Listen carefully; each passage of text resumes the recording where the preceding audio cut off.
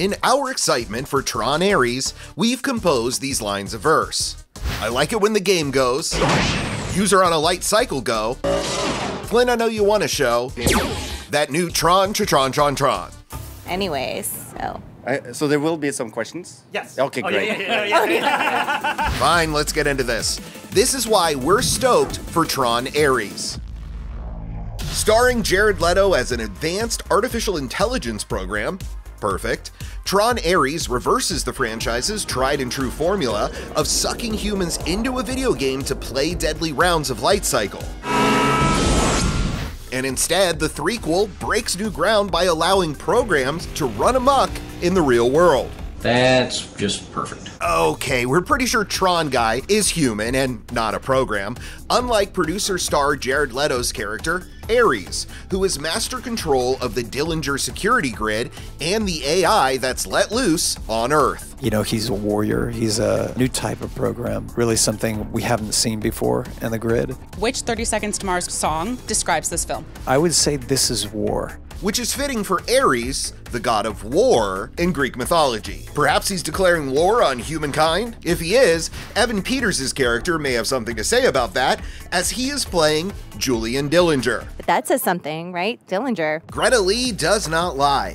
Dillinger is the namesake of the Dillinger security grid that Ares oversees, and a relative of the first film's antagonist, the evil senior executive vice president, Ed Dillinger. Played by David Warner, he's also Sark inside the game. Cute. End of line. Cillian Murphy had an uncredited role in the second film, Tron Legacy, as Ed Jr., so Peters' Julian could be a son or brother of Ed Jr. Now, on the other hand, Greta Lee can tell us this about her character, computer programmer Eve Kim. We can say we're human, right? Yeah.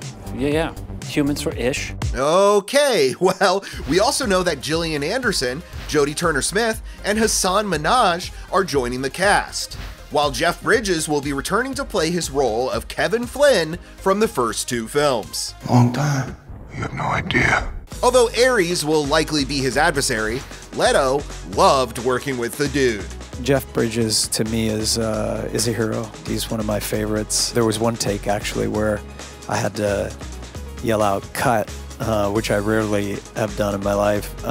They were like, what's wrong? And I said, well, I just can't stop laughing and smiling. I was just having too much fun. Well, you know, that's just like your opinion, man. Disney has kept the franchise alive for 40 years in comics, video games, and theme park attractions, so it's no surprise that the Mouse House was developing a Tron threequel before Tron Legacy even hit theaters in 2010. In the time since, the project has evolved from a direct continuation of the second film to a standalone sequel, or a soft reboot.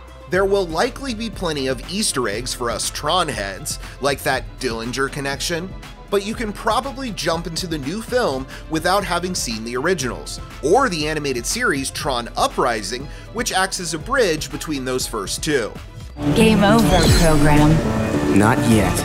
But Tron Ares director Joachim Rønning probably wouldn't recommend skipping any of those. The first film in the early 80s, I think, was ahead of its time.